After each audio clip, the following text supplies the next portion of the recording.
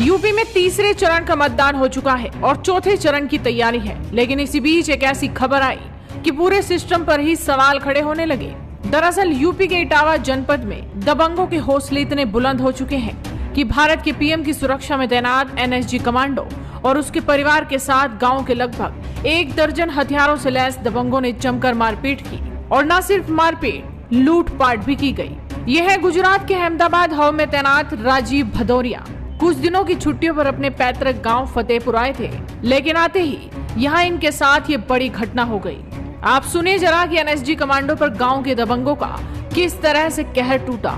क्या नाम है सर आपका? मैं sir NSG commando Rajeev Bhadauria हूँ सर। क्या मामला है आपका? मामला मेरा है सर, मैं ग्राम फतेहपुरा थाना बकेवर का रहने वाला हूँ। मेरे को सर आए दिन गांव में निकलते गाली दी जाती है, क्योंकि मैं गांव में मेरे घर में 4 से 5 लोग हैं जो अपराधी, उसके 50 से 60 लोग हैं। लेकिन सर ये नहीं है कि अगर कोई गाँव में कमज़ोर है या जिसके परिवार में कम लोग, उसकी माँ को गाली दोगे। मेरी माँ ने क्या बिगाड़ा है? मैं एक सैनिक हूँ, भारत माँ पे जान दे सकता हूँ और अपनी माँ को गाली खिलवाऊँ?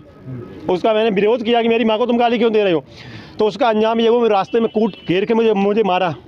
मेरी चेन ले गई, मेरा मोबाइल ले गई, मेरा रेबन का चश्मा ले गए। उसके बाद जब मैं FIR कराने जाता हूँ तो आज सुबह मैं जैसे थाने के लिए निकलता हूँ, मेरी इस कदर फील्डिंग लगती है, अगर ये हमारे पड़ोस के गाँव के साथी नहीं होते तो मैं आज यहाँ घर पर शहीद हो जाता। पुलिस के पास आप गए? सर पुलिस के पास मैं कल गया था, लेकिन आज मैं थाना बकेवर नहीं पहुँच सकता था। तो पुलिस से आपको क्या आश्वासन? मुझे सर बकेवर पुलिस से बिल्कुल आश्वासन नहीं है, क्योंकि जो अच्छे सन ऑफ संतोष सिंह है उसके खिलाफ इतने मुकदमे हैं, उसका कुछ नहीं हो सकता। वो खनन माफिया एरिया का सबसे बड़ा, उस पर ऊपर रेप से लेके बैंकिंग में घोटाले तक के सारे मामले दर्ज हैं। आप किस गांव से? मैं सर उसी गांव से हूँ सर। क्या नाम है गांव का फतेहपुरा।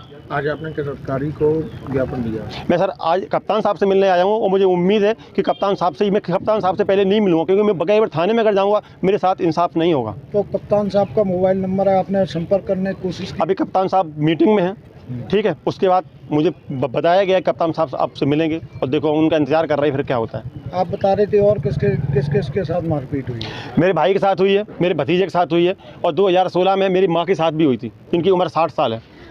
मेरी माँ अभी रेजेंसी हॉस्पिटल में 10 दिन एडमिट रही हैं, जिनको हर्पीस नाम की बीमारी हुई। आज भी वो चारपाई भी लेटी हुई है, BP के पेशेंट है। अगर मैं उनको ये बता दूँ ये लड़ाई हो गई तो शायद वो शाम न पकड़े। मेरे पिताजी एक्सपायर हो चुके हैं, गाँव मेरा अकेला घर है सर। आप कब लगे थे? मैं 2011 में भर्ती हुआ हूँ और NSG में मेरा सिलेक्शन 2019 में हुआ है। 13 क्या नाम है? रजनीश त्रिपाठी, ग्राम नंदपुरा। आज इनके साथ जो घटना हुई आप उस वक्त मौजूद थे क्या? सर इन्होंने बुलाया था, फायरिंग वायरिंग हुई है वहाँ पे। हम लोग पानी लगा रहे थे और कुछ लोग गांव में लेटे हुए थे, सुबह का टाइम था। जब ये घर पे मतलब हम लोगों के घर पहुँचे तब हम आ गए तो 20 से 25 आदमी और सबके हाथों में डंडे, हॉकी और बैट जो बल्ला होता है वो और फोरा सब लिए वो, और इन्हें मारने के लिए आए थे। जब हम लोग वहाँ पहुँचे गांव के सभी लोग तो उनसे पूछा क्यों, बोले उसकी देह तोड़नी है, मुझे बताओ कहाँ है। ना भैया वो तो कहीं भाग गए हैं, ये हालत थी। और सीधा उनका बोलना है कि उसे मारना है, और अगर 2-5 मिनट हम लोग लेट हो जाते तो शायद मैं आज ये यहाँ नहीं होते। 18 तारीख की मेरी माताजी और हम लोग थे वहाँ पे। फायरिंग हुई थी? हाँ फायरिंग भी हुई है वहाँ पे आज सुबह की। फिलहाल देखना होगा कि दबंगों की दबंगई आखिर कब खत्म होगी। जब पीएम की सुरक्षा में तैनात एनएसजी कमांडो ही सुरक्षित नहीं तो आम जनता की तो क्या